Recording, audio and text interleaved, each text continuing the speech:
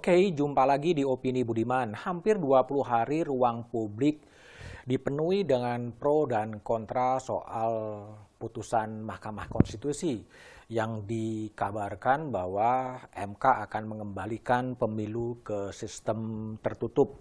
Energi bangsa betul-betul terkuras sampai muncul prediksi dari Ketua Majelis Tinggi Partai Demokrat Susilo Bambang Yudhoyono lewat Twitternya bahwa jika MK mengembalikan sistem pemilu ke tertutup bakal terjadi chaos politik.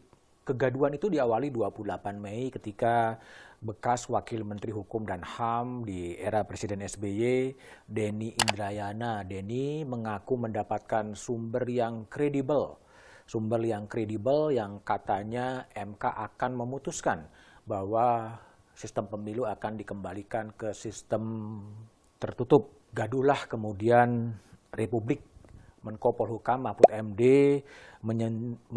menyebutkan bahwa kebocoran dalam tanda petik itu harus diusut dan Kapolri diminta untuk kemudian mengutus dan memutuskan dan mencari siapa yang kemudian membocorkan.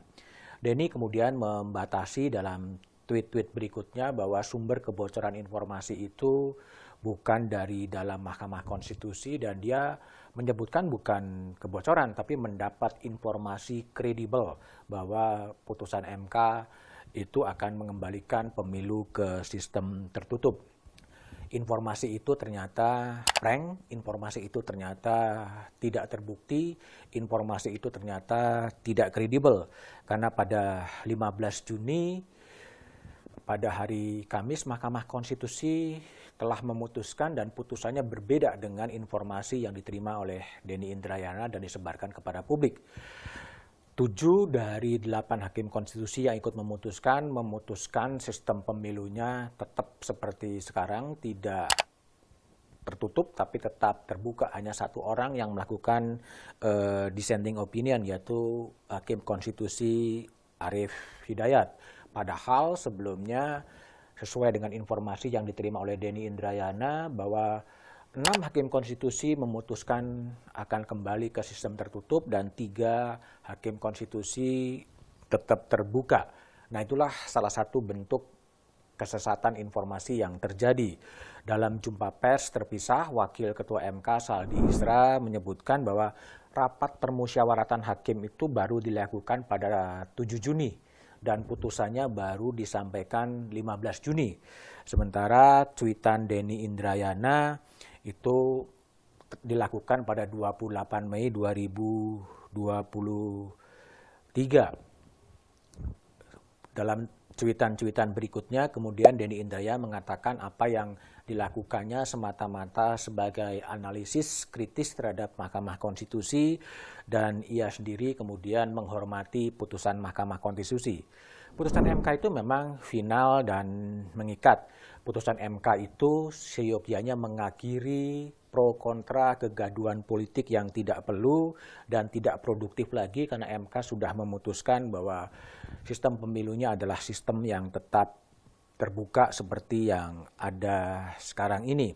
Yang justru perlu dilakukan sekarang ini adalah bagaimana publik memberikan pengawasan terhadap kerja-kerja dari Komisi Pemilihan Umum yang juga perlu dikontrol karena khawatir putusan-putusan dari KPU itu juga bisa bertentangan dengan demokrasi. Misalnya diskursus soal aturan yang tidak lagi bahwa caleg-caleg itu atau partai-partai politik itu melaporkan dana kampanye, itu juga harus mundur.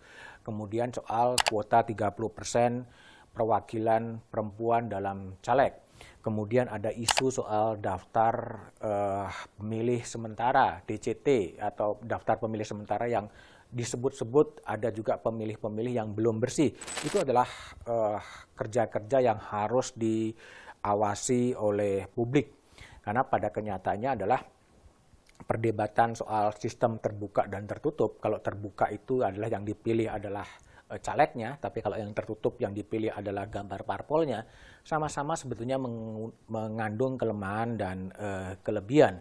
Tapi yang juga perlu menjadi perhatian bersama adalah terlepas, terbuka, dan tertutup adalah bagaimana partai-partai politik itu menyiapkan kader-kadernya agar kader-kader itu betul-betul bisa menyuarakan kehendak dari voters, kehendak dari konstituen yang diwakilinya, dan tidak sepenuhnya menjadi alat atau perpanjangan tangan dari partai politik. Itu yang berkaitan dengan caleg, tapi berkaitan dengan manuver Denny Indrayana yang mengaku mendapatkan informasi kredibel bahwa MK telah mengembalikan sistem pemilu ke sistem tertutup, biarlah kemudian publik kemudian menilainya. Meskipun Mahkamah Konstitusi dalam jumpa persnya mengatakan akan melaporkan Denny Indrayana kepada organisasi advokat yang di mana dia menjadi anggota baik organisasi di Indonesia maupun di Australia, biarlah itu menjadi domain dari organisasi advokat. Tapi bagi masyarakat media tentunya ini juga menjadi PR bagaimana agar prinsip check and recheck, cover both side atau cover all side itu juga kemudian bisa dipraktekkan agar publik tidak mendapatkan informasi-informasi yang tidak benar, sehingga belum tentu apa yang dikatakan oleh pakar itu sesuai dengan apa yang seharusnya disampaikan kepada publik, sehingga tugas media salah satunya adalah tetap menjaga agar menghasilkan informasi-informasi yang kredibel, informasi-informasi yang valid, bukan justru informasi-informasi yang penuh dengan spekulasi.